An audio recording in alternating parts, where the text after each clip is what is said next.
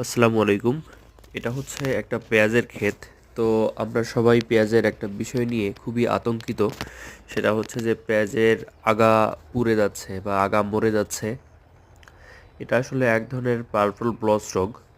তো এটার জন্য কৃষক ভাইরা দেখি অনেক বেশি চিন্তিত। আসলে এটা চিন্তার তেমন কোনো কারণ নাই। এটা সহজ দুই একটা ওষুধ প্রয়োগ করেই আমরা এটাকে ঠিক করে নিতে পারি। এই রোগ দমনের জন্য আমরা ব্যবহার করতে পারি হচ্ছে গোল্ডাজিম। হ্যাঁ, গোল্ডাজিম 10 লিটার পানিতে 15 মিলি হারে যদি আমরা স্প্রে করি তাহলে এই রোগ থেকে অনেকটাই মুক্তি পাওয়া সম্ভব।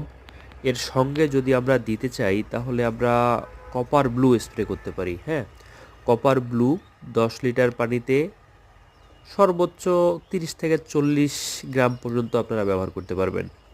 এই দুইটা কম্বাইন্ড প্রয়োগ করলেই ইনশাল্লাহ এই ধরনের আগামরা থেকে আমরা রেহাই পেতে পারি। ধন্যবাদ সবাইকে।